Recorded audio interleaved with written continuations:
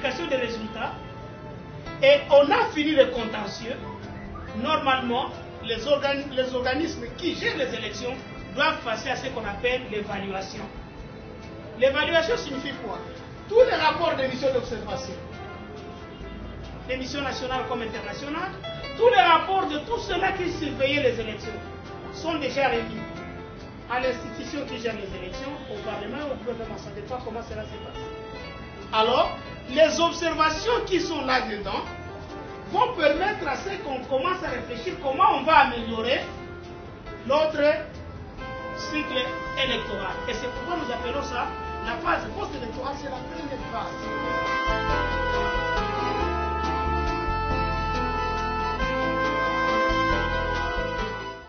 Je m'appelle Madame Rose Muchanga. Je suis présidente de la synergie des femmes de la société civile CIFES, où les élections font partie de notre pilier, notre grand pilier dans notre organisation. Il m'a été confié la charge de la coordinatrice nationale du réseau Renosec en intérim. Et à mes côtés, nous avons M. Symphorien Mansaka, qui lui aussi, on lui a confié la charge de la coordonnateur national en charge du programme, coordonnateur national adjoint en charge du programme en intérim. Et M. Martin Fumu Nzingi, qui est en charge des finances, toujours en intérim. La lettre nous notifia, nous avait donné 2 missions.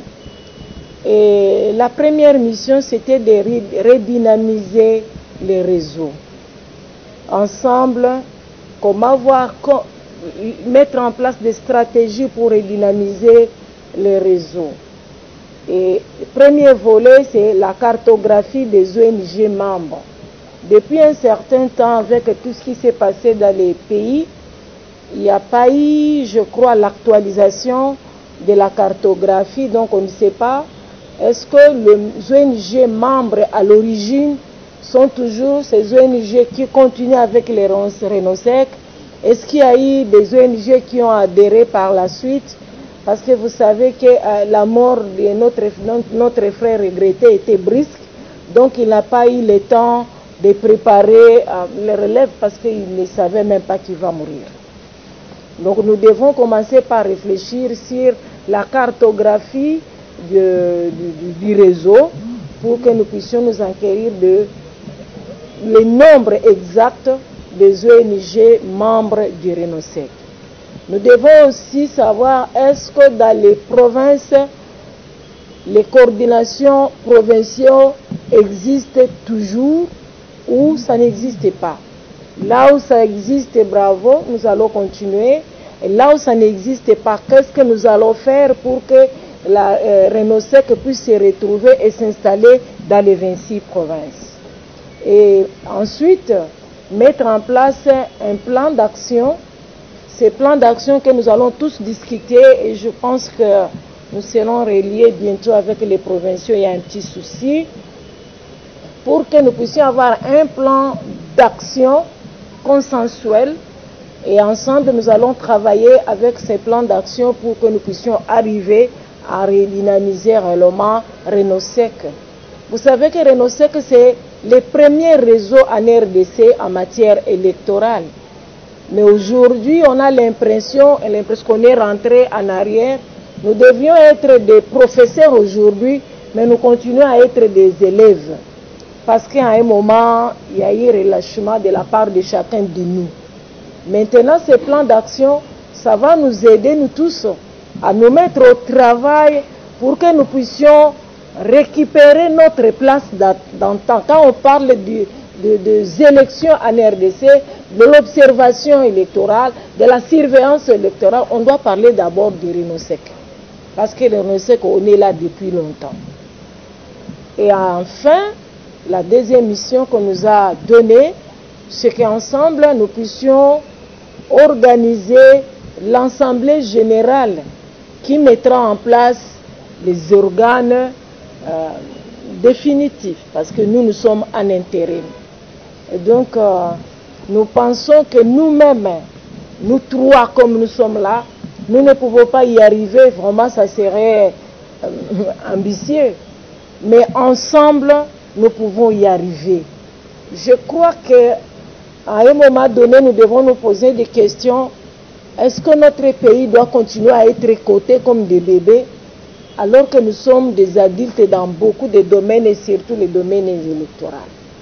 Au milieu de nous, nous avons la grâce d'avoir un grand expert électoral qui sillonne le monde entier pour former les gens dans le monde entier en matière électorale.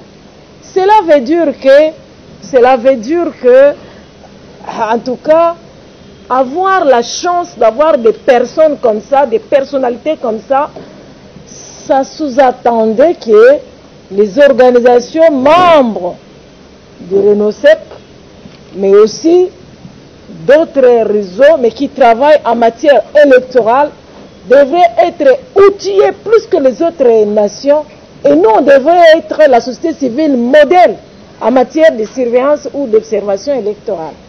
Mais jusque-là, non. Nous sommes toujours des bébés parce qu'on ne profite pas de l'expertise de nos experts.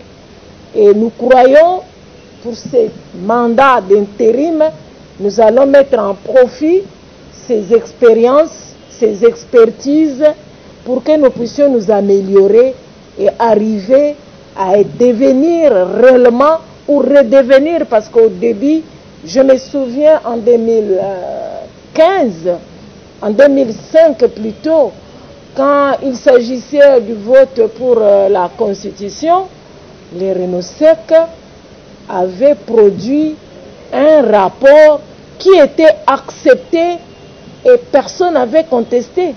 On avait fait un travail remarquable. C'est de là où on doit rentrer. Qu'est-ce qui a fait que les choses puissent changer? C'est les relâchements de chacun de nous, en commençant par moi, par vous, par l'autre. Aujourd'hui, je vous tends la main, moi et mon équipe, pour vous dire que c'est ensemble que nous allons y arriver. Même si les partenaires, on peut avoir des partenaires pour nous appuyer, mais s'il n'y a pas cette complicité entre nous de travailler ensemble dans une même direction, avoir un même objectif, on ne va pas y arriver. Ce n'est pas l'argent qui travaille, ce sont les êtres humains qui travaillent. Ce n'est pas l'argent qui travaille, c'est l'intelligence. Et donc l'intelligence et la force physique que nous avons peuvent faire changer des choses dans notre pays. Vous et moi, nous savons que nos politiciens n'écoutent que la voix, je ne peux pas dire de violence, mais les gens qui forcent. Ils aiment toujours qu'on les force, qu'on les bouscule. C'est en ce moment-là qu'ils agissent. Mais quand il n'y a personne pour bousculer, ils en profitent pour faire ce qu'ils veulent, parce que la politique, c'est le pouvoir et le conserver le plus longtemps possible. Donc nous sommes là-bas pour essayer d'aider notre pays à garder l'élan de la démocratie où nous sommes déjà. Je vous remercie pour votre présence parce que nous vous avons appelé brusquement seulement hier et aujourd'hui vous êtes là.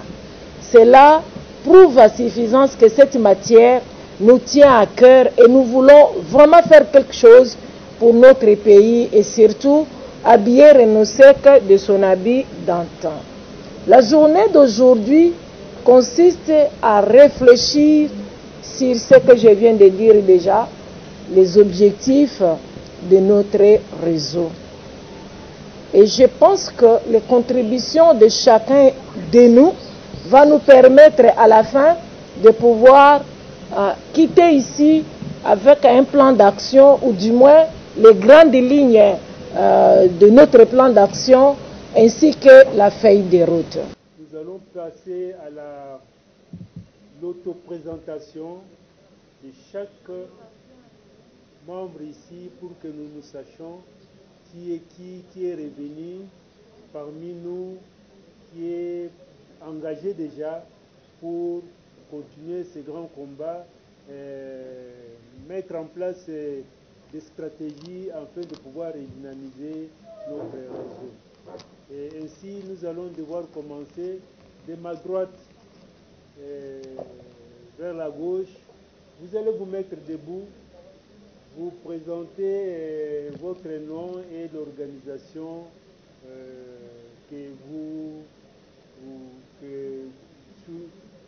l'organisation par laquelle vous êtes invité ici. Je suis membre du réseau et nous sommes membres de l'UJICA. De la IDEC, je suis invitée par le Renocel. Bonjour, je suis Madame Espérance, présidente de l'ONG ASSOGEDEC.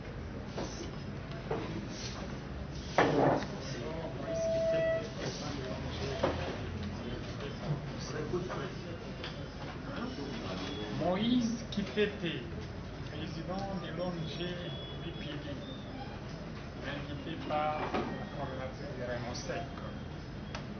Chintou, coordonnateur adjoint du FDH. Maître Jean Kadima Kadis, RAGED, Rassemblement des jeunes pour le développement, chargé du projet. Maître Bénédicte Moula, je suis venue pour le compte Cachofa. Viviane Bafou, je suis invitée par Stéphane. Rose Zioki, je suis des ONG complètes, membre de la Je suis Séraphin Koulikwami, membre de l'UJICA. Moi, c'est Madame Micheline Bella, je viens de CNDH. Moi, c'est M. Patrick Mamba, je suis de la coordination pour les SAN de Renocel et je suis aussi président de l'ONG SODEC. Moi, c'est Maître Héritier Kitoko Kumar. Je suis chargé du programme du Centre caribéen pour la non-violence et le développement durable. Joseph Moukala, membre du réseau pour la réforme du secteur de la sécurité et de la justice. Moi, c'est Maître Carlos Siloupi. Je suis président de la société civile de Kinshasa, mais ici, je suis en qualité de président national de la clinique électorale de la DCD. Je suis M. Omer Omekoko, je suis le coordonnateur de l'organisation Amis de la prison, membre de Renocel provincial B de Kinshasa. Moi, c'est M. Donam Paquebon. Je représente l'ONG des Amis de Mandela pour la défense des droits humains. Bonjour, je suis Daniel Mamba de la Simocène.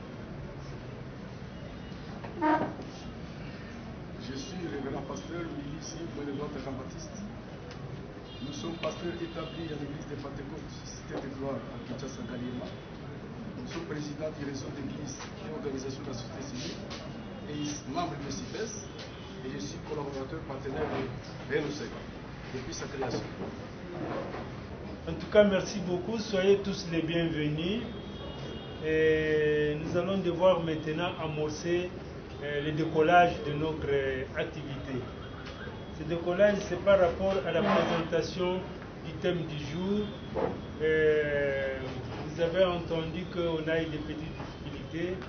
Normalement, on devra avoir un membre du conseil d'administration qui est M.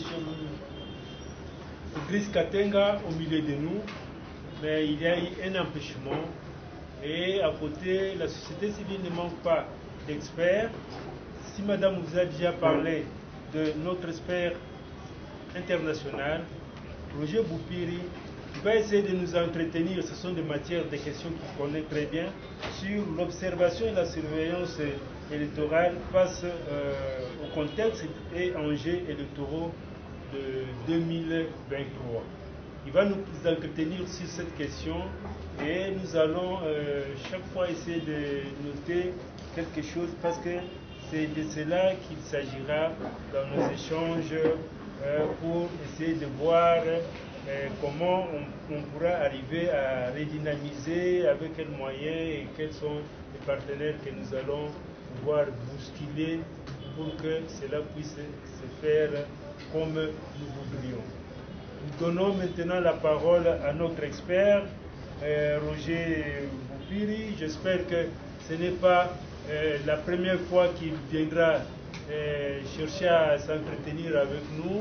Le RENOSEC a besoin d'être redynamisé et cette redynamisation va aller jusqu'en province pour essayer de former beaucoup plus de membres sur la question électorale. Merci, M. Boupiri, vous avez la parole. J'ai essayé de lire et comprendre d'abord, comme on l'a toujours dit en français, qu'il ne faut jamais coudre le pantalon à un crocodile en oubliant qu'il porte une queue. Sinon il ne pourra pas le porter. Alors, RENOSEC, d'abord, j'ai voulu comprendre avec vous, et j'ai compris réellement que RENOSEC, c'est une structure nationale d'observation du processus électoral, et il comprend divers groupes. Et ces groupes-là, il y a les organisations d'éducation civique électorale, il y a les confessions religieuses, les organisations confessionnelles, les organisations des jeunes, les organisations des femmes, les syndicats, les organisations non gouvernementales des droits de l'homme, les organisations non gouvernementales de développement, les corporations professionnelles, les sociétés savantes, ainsi que les associations culturelles et sportives de la RDC. Et que RENOSEC a un conseil national, une coordination nationale, des coordinations provinciales et des coordinations locales. Ce qui montre réellement que c'est une organisation qui commence à la tête et qui arrive jusqu'au niveau de la base. C'est que c'est une organisation qui peut vraiment s'acquitter de sa mission. Alors, de quoi est-ce que nous allons essayer de nous entretenir pendant quelques moments? Nous allons réfléchir un peu sur les missions d'observation et la surveillance électorale en République démocratique du Congo, contexte et enjeux électoraux. Et cela en perspective des élections de 2023. Mais alors, peut-être qu'il faudra rappeler, comme cela m'a été demandé, les objectifs de RENOSEC, non seulement les objectifs, mais les deux mots-clés sur lesquels les activités de RENOSEC sont bâties. Et quels sont ces deux mots-clés? Nous avons d'abord la surveillance et l'observation. Et il sera très bien, il sera important que nous puissions, c'est comme si tu ne vois pas. Il sera important que nous puissions bien comprendre les liens qui existent entre l'observation électorale et la surveillance électorale. Et qu'est-ce que nous, RENOSEC, nous sommes appelés à faire à partir du niveau national, du niveau intermédiaire qui sont les provinces, et du niveau local qui est le niveau le plus bas. Je vais vous dire qu'il n'y a pas vraiment un grand écart, mais tout simplement une petite différence d'application et de mise en œuvre. Le processus électoral. Parce que vous n'êtes pas l'organe de gestion des élections.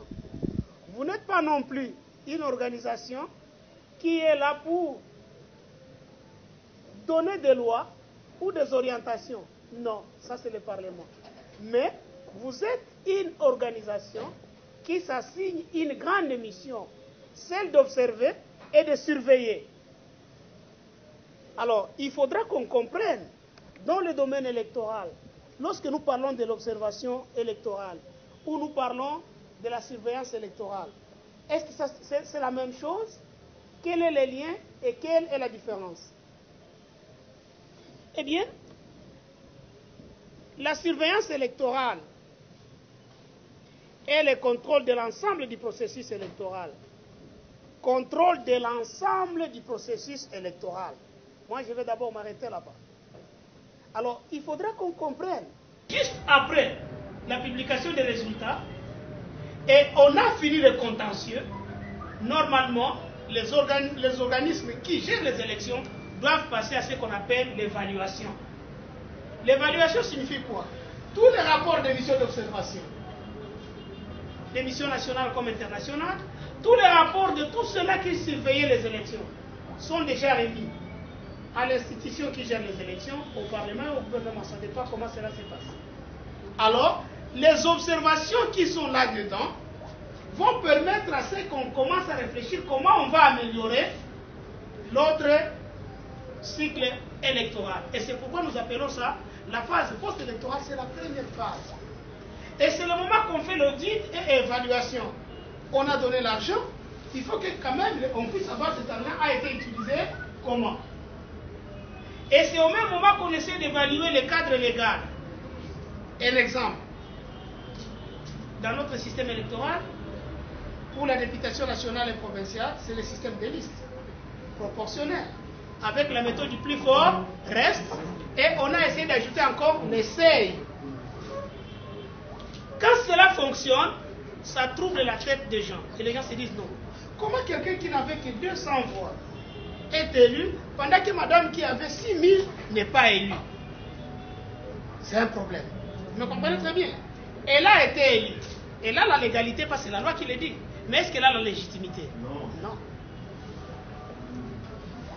L'essai. Le parti de M. Carlos est un grand parti. Malheureusement, il n'a pas réalisé l'essai. Mais dans le territoire de Chabunda, où Carlos est né, Carlos a réalisé là-bas 30 000 suffrages valablement exprimés. Il a réalisé 13 000. Mais son parti n'a pas réalisé quoi? L'essai. Est-ce que Carlos est élu? Non. Mais son cousin qui n'a eu que 150 voix, parce que...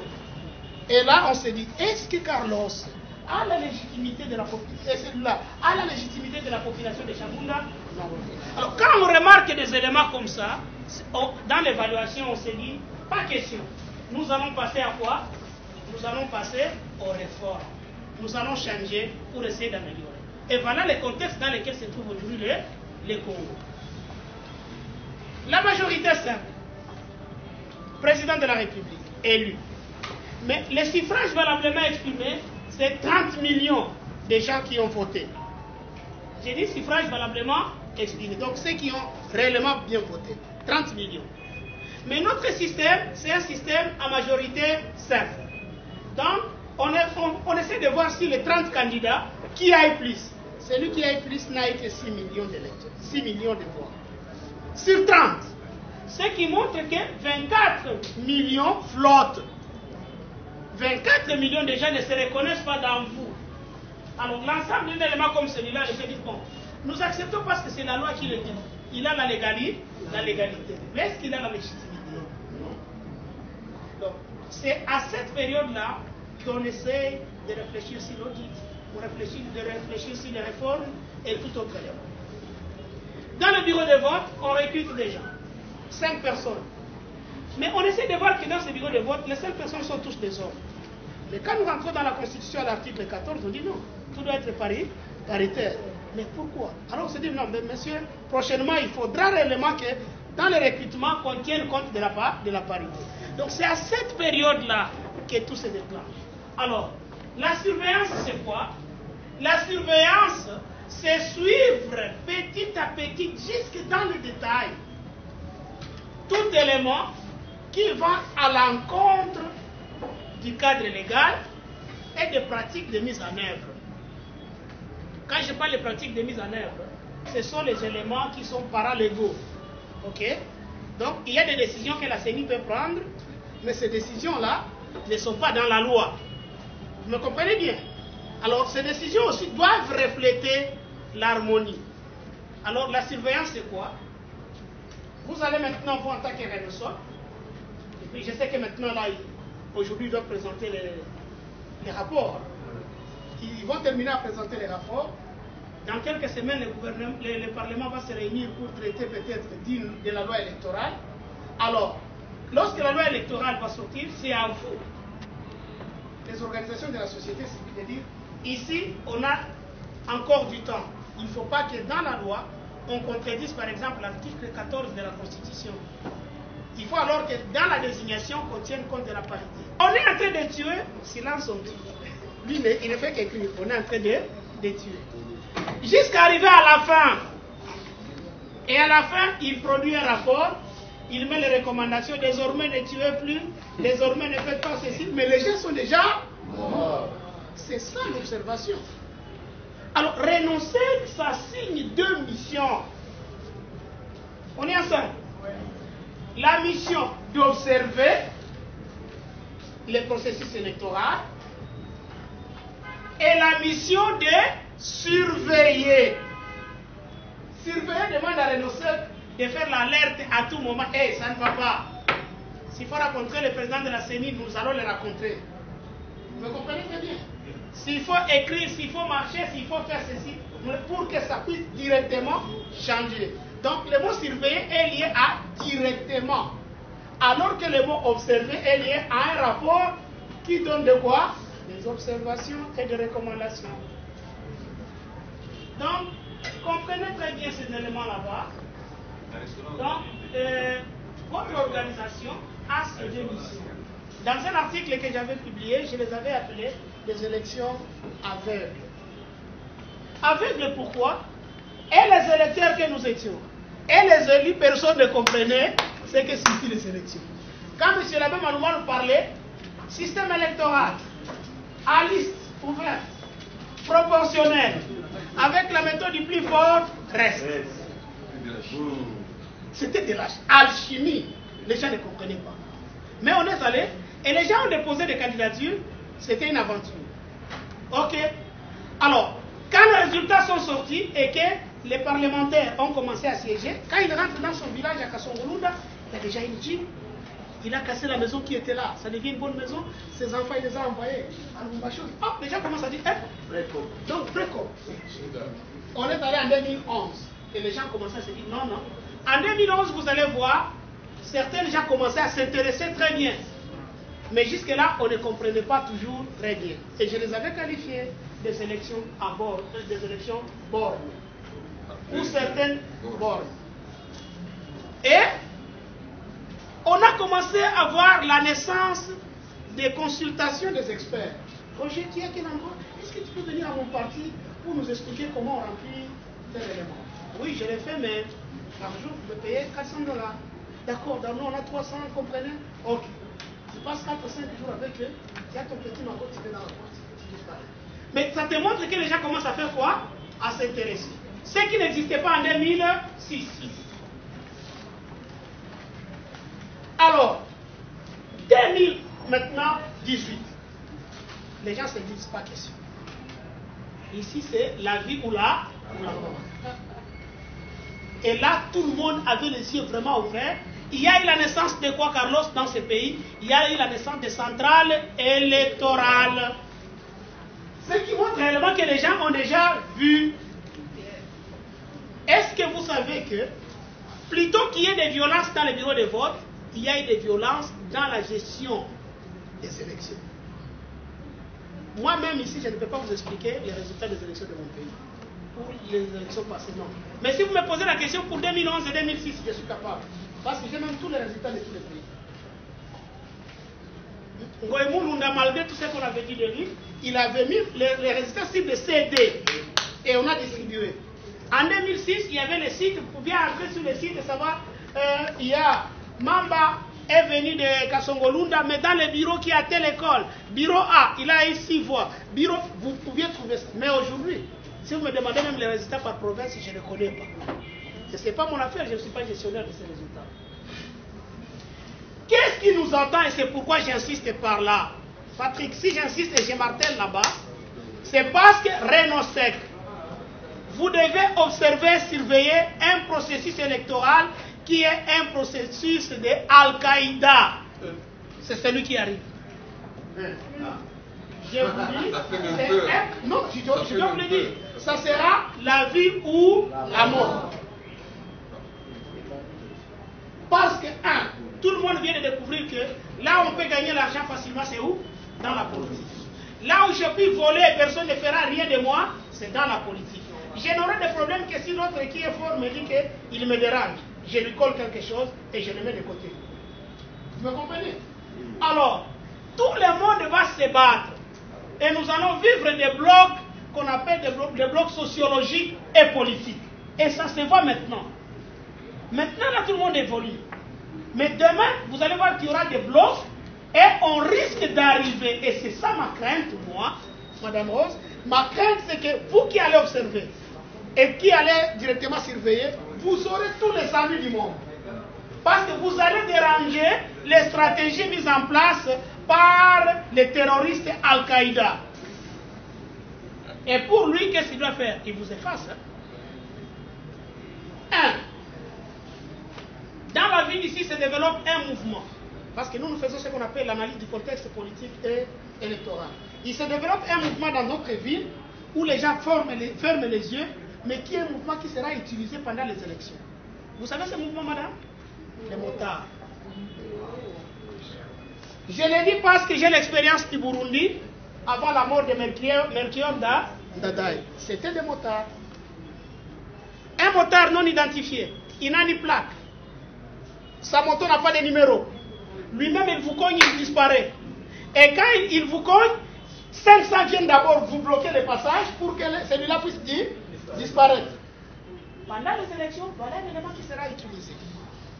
Et cet élément-là, ça va brûler les bureaux de vote, ça va faire tout ce qu'il y a comme violence si ce n'est pas géré déjà à partir d'aujourd'hui.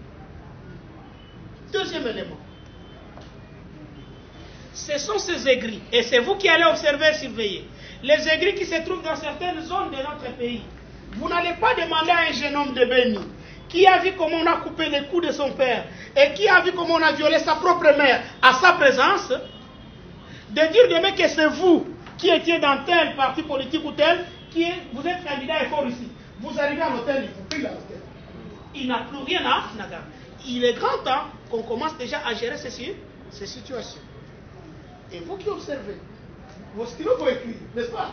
Et vous allez dénoncer. Mais quand vous dénoncez, parce que vous n'avez pas de parti politique, on ne peut pas traiter Mamba comme celui-là. Il est citoyen congolais comme tout autre citoyen congolais. C'est vous qui le dites, Maman Rose. Mais eux, ils trouvent Mamba comme il a collaboré avec les diables. Vous voyez la difficulté de l'observateur et du surveillant? Parce que vous êtes neutre. Carlos, vous allez le protéger, n'est-ce pas? Dans tout ça, vous dites non, on ne doit pas le faire, c'est un candidat. Dit Carlos, on va voir. Dernier élément, c'est l'indicateur. Dernier élément, c'est l'indicateur que nous appelons l'indicateur de réussite électorale. Vous savez cet indicateur? Il n'y en a pas deux. Pour le présidentiel, il y a un seul indicateur. C'est l'équilibre du panier de la ménagère. C'est tout. Si vous voulez être élu président, changez seulement le panier de la ménagère. C'est tout, vous êtes élu. Maman Rose allait au marché avec 10 000 francs et elle achetait des quoi manger pour ses enfants et tout va bien. Et les jours des élections arrivent, toujours avec les 10 000 francs, Maman Rose peut toujours faire une bonne affaire à la maison. Maman Rose va se dire, il n'y a pas une autre personne à côté. C'est celui-là. Mais lorsqu'on trouve qu'il y a une souffrance dans le panier de la ménagère, que vous puissiez crier sur tous les toits. Et la femme, même paysanne, connaît cet indicateur-là. Mais c'est vous, Madame Micheline, qui avez étudié avec beaucoup d'éléments, vous connaissez la macroéconomie. Et les paysans qui votent, ils ne savent pas ça.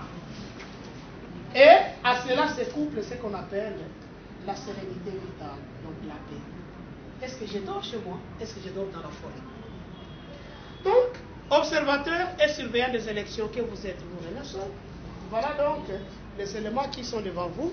J'ai voulu vous présenter le contexte, vous me comprenez très bien. J'ai voulu vous expliquer l'élément observation électorale, quand est-ce que vous pouvez le faire, et l'élément surveillance électorale. Merci beaucoup. Merci.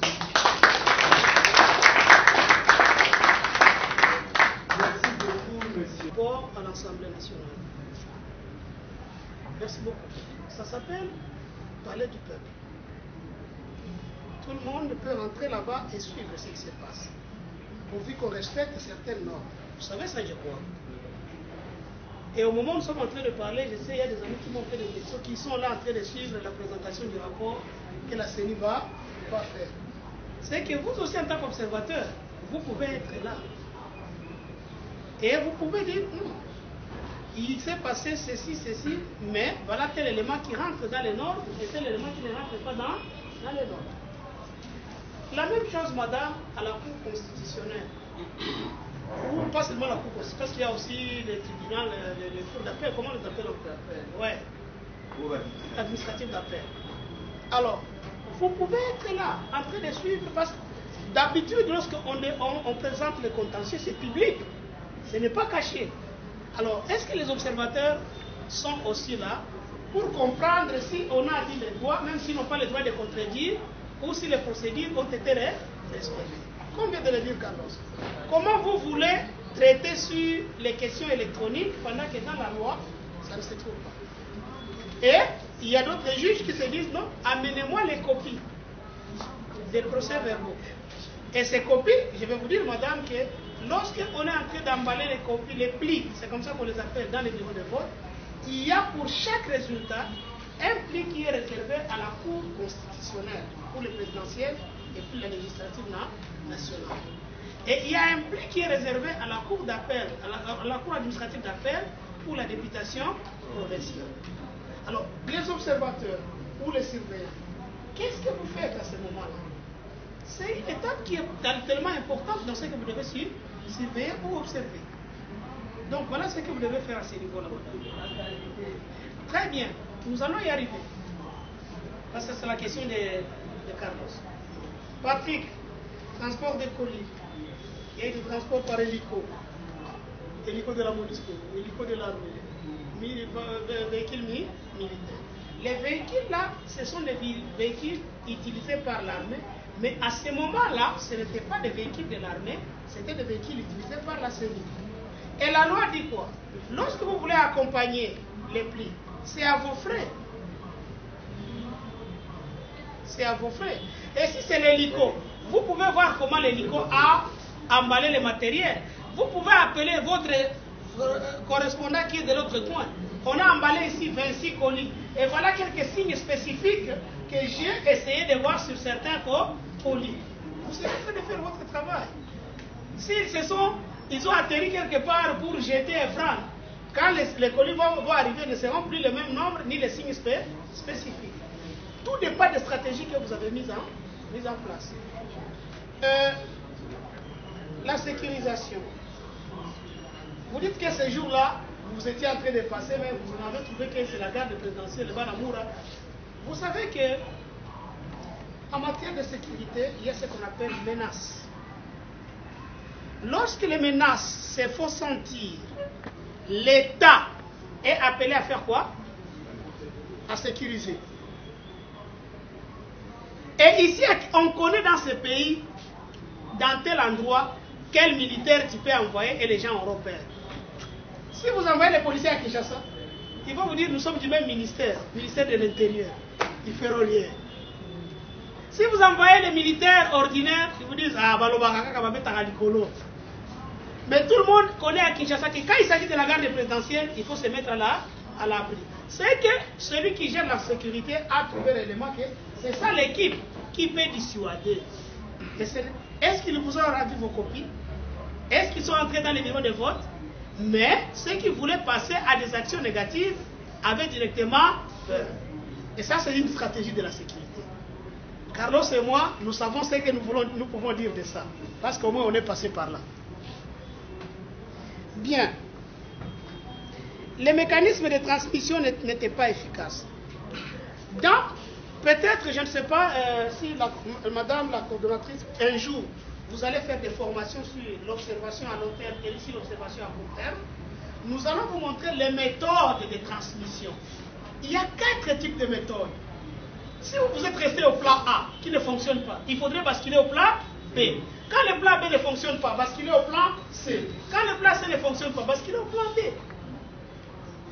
Si vous aviez seulement un seul plan, je vais vous annoncer par exemple dans nos pays, quand il y a élection, on coupe les téléphones, on coupe même les SMS. Et vous, votre système était d'envoyer quoi? Les SMS. Mais les SMS sont coupés. Vous êtes bloqué. Alors que vous passez par quelle méthode? Vous devez passer par une autre méthode. C'est ce que nous appelons les relais de transmission. Les relais de transmission sont des gens qui sont en mouvement et qui passent ramasser les informations pour les amener dans un centre de traitement. Et c'est là nous allons parler de ce qu'on appelle en méthode de gestion des résultats, les PGT, donc les Parallel Voter Tabulation. Donc comment, avant même que la maison électorale ne puisse avoir les résultats, vous pouvez avoir tous les résultats et les bons. Il y a plusieurs méthodes. Donc, si telle situation n'avait pas fonctionné, est-ce que vous aviez basculé à une autre méthode?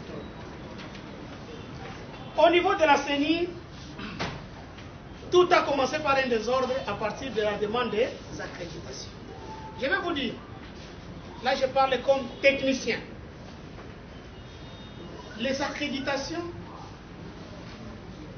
relèvent d'un management non seulement technique, Carlos, mais aussi politique.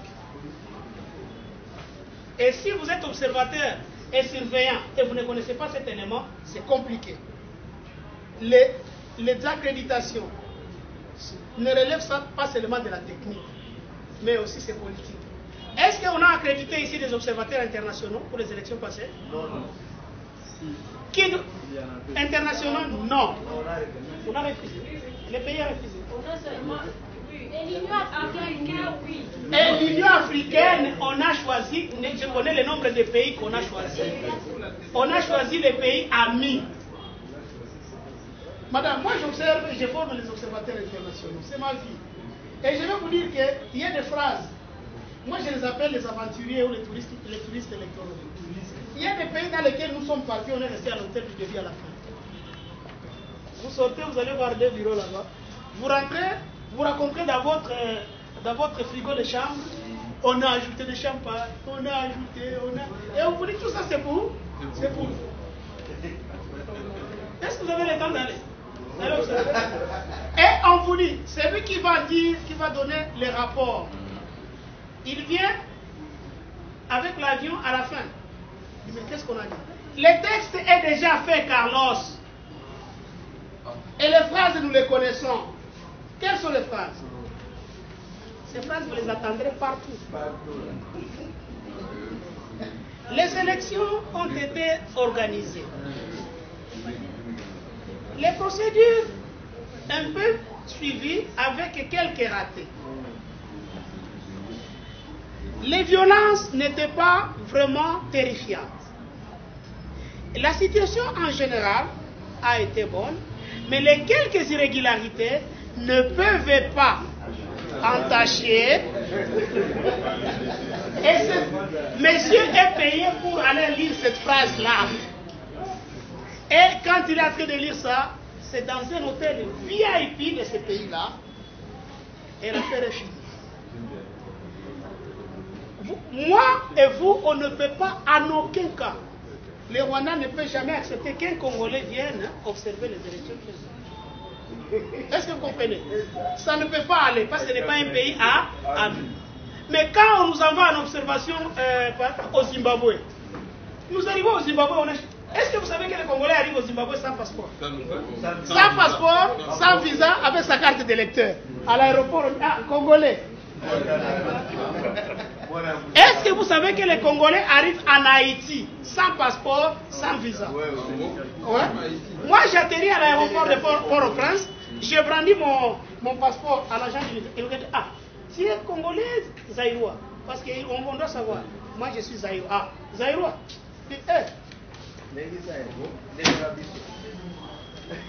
Jusqu'aujourd'hui, je me demande c'est quoi. C'est vers la fin que j'ai compris que la grande population qui forme, ce sont les esclaves, mais la majorité ont les origines d'ici. Parce que les langues qui parlent, il y a des mots qui Congo, et les pratiques religieuses sont comme les pratiques religieuses. Donc, je vais vous dire, pour ce qui est de l'observation, soyez très prudent. Soyez très prudent. Ouais. Donc, les canaux de transmission des résultats, mon frère, j'ai dit et je répète, je ne suis pas prêt à vous donner les détails de ça. Mais en tant qu'électoraliste, je me tais et je me dis, ça revient à ceux-là qui ont publié les résultats. Vous me comprenez très bien. Parce que le système, dans les élections, tout le monde a le droit de savoir et de vérifier. Vous me comprenez? Tout le monde a le droit de savoir et de vérifier. Mais si on m'en appelle un chercheur aujourd'hui, au Congo, on lui dit, monsieur, fais-nous une étude analytique des résultats des élections de 2018 au Congo. Carlos, il écoute. Il va faire quoi? Il aura des difficultés. Donc, ça, ce n'est pas la faute des techniciens. Et je répète, ce n'est pas la faute des techniciens électoraux. Parce que nous n'avons pas un pays en Afrique qui a l'expertise électorale qui dépasse ces jeunes gens qui travaillent à la CENI. Ça n'existe pas en Afrique. Et ils sont techniques. Mais quant à la gestion des résultats, ça devient une matière pour politique. Ce n'est pas... Il ne faut pas vraiment dire, ah, yo, Sarakakuna, yo. Non, il n'en connaît absolument rien. Carlos me dit, mais j'ai résumé tout. Carlos veut savoir quelle est la qualité du surveillant. Carlos, jusqu'aux élections que nous allons déterminer, les observateurs, les maisons d'observation n'avaient que la bouche, les yeux, les oreilles et l'air stylo. Bouche fermée. Les combats, c'est lesquels maintenant aujourd'hui, Carlos? Les combats, c'est que la surveillance puisse aussi exister. Cependant, il y a un élément qui nous échappe. Nous, les maisons d'observation, c'est la diplomatie électorale. RENOSEC doit s'étailler des relations privilégiées avec l'OGE. À telle enseigne que les chefs de l'OGE recourent à RENOSEC pour certains conseils. On est ensemble? C'est à ce moment-là, Carlos, quel élément de surveillance va passer.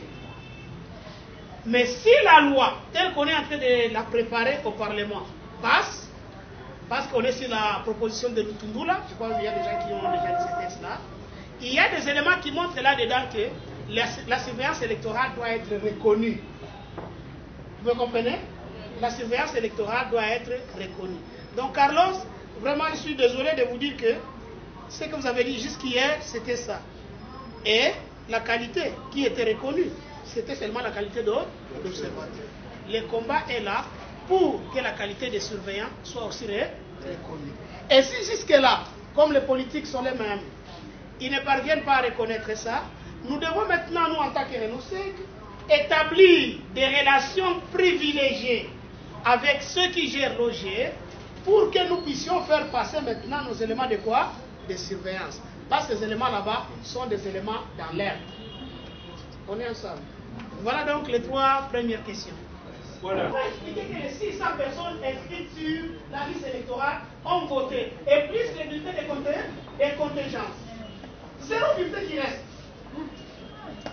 C'est dans ces pays. En 2011, vous vous souvenez, à Massimanimba, je ne pas à Massimanimba, mais dans les Katanga, à Manembankou. 130% donc, on a 600 bulletins qu'on a envoyés d'abord au bureau, mais c'est 800 personnes qui ont voté.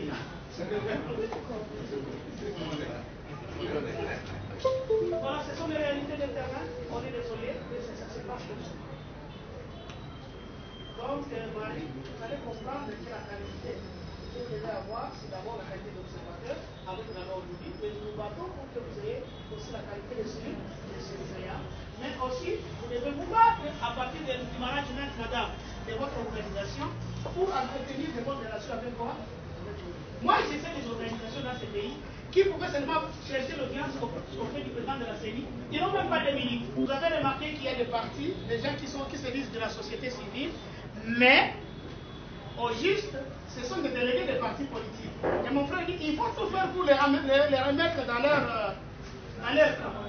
Ça, c'est votre travail lorsque vous faites des réunions et vous devez le prouver.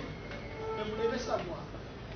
Vous devez savoir que la société civile, c'est bien. Ça approche, c'est très proche de la population. Mais j'ai le courage de vous dire que c'est le tremplin politique. C'est le tremplin politique. Tous les grands politiciens de ces pays ont été d'abord des grands responsables de la société civile. Moi, personnellement, papa Pierre Louis, moi je le connais depuis que je suis enfant. Et je le connais comme quelqu'un de développement. Donc, vraiment, lui, c'est quoi? Moi, quand je vois, vous avez dit qu'on doit retourner ces gens-là, et la grande question, c'est dans les choix du président de la CENI, c'est de la vie. On dit la société civile. Chers amis, je vais vous servir. faut lire la loi. La loi, dans son format actuel, vous comprenez? La loi dit que le président de la CENI vient de la société civile. Point.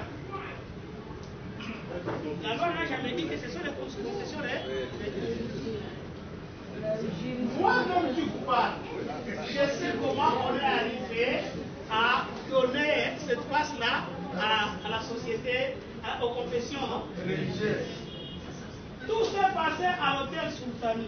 Les murs peuvent témoigner de cet hôtel-là. Comment on a réfléchi sur la création de la commission d'intégrité et médiation électorale. Les toutes premières grandes réunions qui ont commencé ça, sur Kilimani, comment ça s'est fait? Les petits comprenaient à 6h30, 7h. Pourquoi on l'a fait? C'est parce que les gens se sont dit que la question est que la société civile de l'opposition comme de la majorité va nous créer une fois.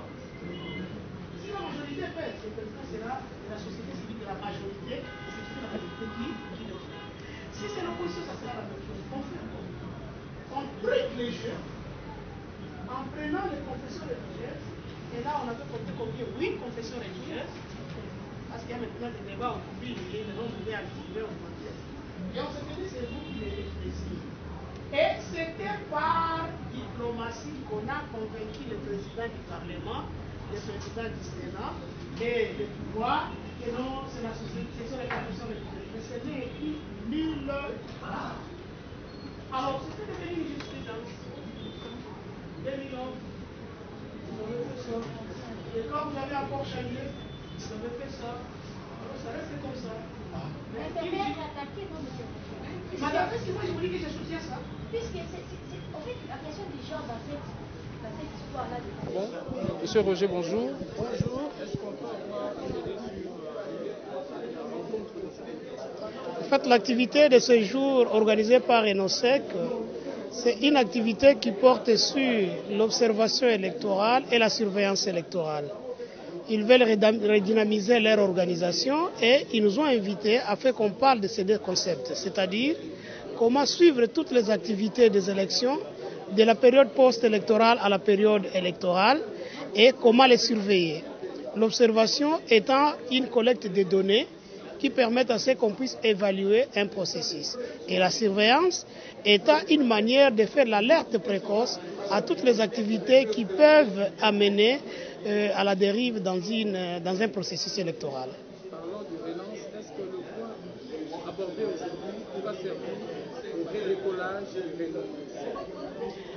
en tant que consultant, je dirais oui, parce que je viens de voir le nombre de gens qu'ils ont invités, les organisations membres sont là, et ils sont en train de monter un plan d'action pour les élections de 2023. Un plan d'action qui montre qu'ils relancent les activités. Il fallait d'abord qu'on se retrouve pour relancer les choses. Et aussi, on a bénéficié aussi de certaines connaissances, surtout l'élément sur la surveillance électorale. Il fallait vraiment qu'on mène une plaidoyer et que la qualité de surveillant électoral soit intégrée dans la loi électorale. Parce que jusque-là, il n'y a que la qualité d'observateur électoral, pourtant que le Renosec a une mission double, surveillance électorale et aussi observation électorale.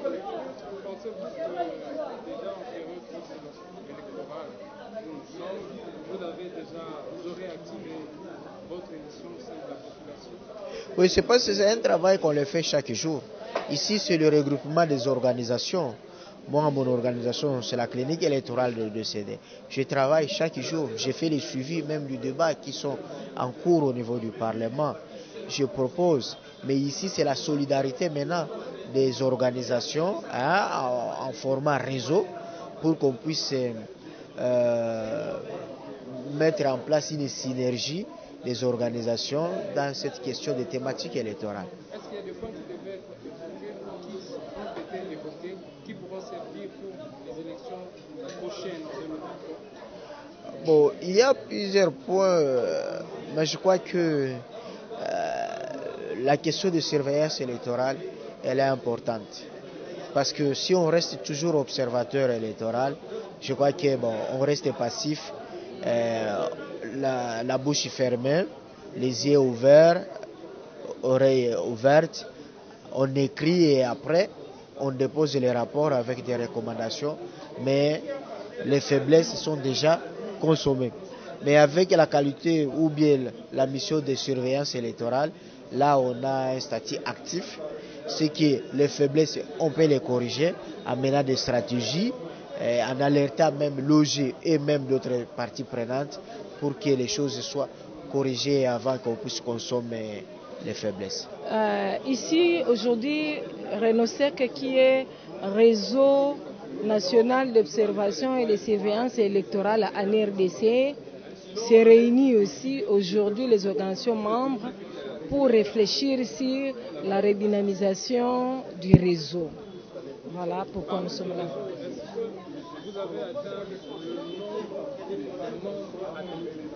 Effectivement, nous attendions 40 organisations, mais nous sommes déjà à 45. Les autres sont venus pour montrer l'intérêt que les organisations membres ont sur la journée. Nous voulons redynamiser notre organisation. Vous savez que RENOSEC, c'est le premier réseau en matière d'observation électorale en RDC. Mais ça fait un temps où les activités étaient un peu en jachère. Mais là, nous voulons nous réveiller et puis ensemble mettre un plan d'action que nous allons travailler pour ces 2-3 ans à venir. Parlons de la BNS. Pourquoi le choix de l'orateur? Oui, mais parce que s'il est l'expert électoral, il n'est pas seulement expert congolais, c'est la fierté des Congolais. Roger Boupiri, il est expert international en matière électorale parce qu'il est expert bridge. Voilà. Alors parlons du but de la journée. On parle de cette journée d'échange. De quoi s'agit-il comme objectif, comme message à relancer auprès du monde? Oui, en fait, les membres des réseaux, ils ont déjà le message depuis le matin. Ce qui n'était pas là, c'est savoir que RENOSEC, c'est un réseau des organisations conscientes, mais qui travaillent dans le processus électoral en RDC, principalement dans l'observation et la surveillance électorale. Vous savez que depuis 2006 jusqu'à nos jours, les élections en RDC posent toujours des problèmes. Juste après les élections, il y a toujours des contestations. Et donc, nous sommes conscients qu'il faut que nous changions notre manière de travailler pour que nous puissions surveiller le processus, observer le processus, mais aussi amener les politiques toujours à prendre de bonnes décisions. Amener les politiques à respecter les décisions qu'ils ont prises en matière électorale, ainsi que la population à se mobiliser massivement pour le processus électoral. Vous voyez cette symbiose entre la population et les politiques, ça donne la confiance et on pense que les élections peuvent être quelque chose de joie pour la population et non de plaire comme on en a toujours l'habitude. Aujourd'hui, nous avons assisté à Kinshasa à quand les descentes ou votre descente dans le programme. D'abord, la journée d'aujourd'hui, les provinciaux, ils ont suivi avec nous en direct par vidéoconférence. Et donc, nous attendons d'abord aussi les contributions des provinciaux. Et puis, ensemble, nous aurons un plan d'action. Et dans ces plans d'action, rassurez-vous qu'il y a les descentes sur terrain. C'est quoi le message de relance pour ceux qui vont assister ou ceux qui auront le temps de recevoir? Le message clé. Le message clé, c'est que les organisations membres de RENOSEC doivent approcher les nouveaux bureaux de la coordination qui est là à l'intérim pour s'identifier et participer à toutes les activités. Mais aussi, les membres doivent savoir que nous voulons mettre en place une nouvelle politique de RENOSEC pour que nous puissions effectivement arriver à notre mission qui est la surveillance des élections, mais aussi l'observation électorale. Avez-vous un message à lancer aux partenaires qui peuvent penser? Je demande aux partenaires habituels de Renosec, de continuer à faire confiance à Renosec.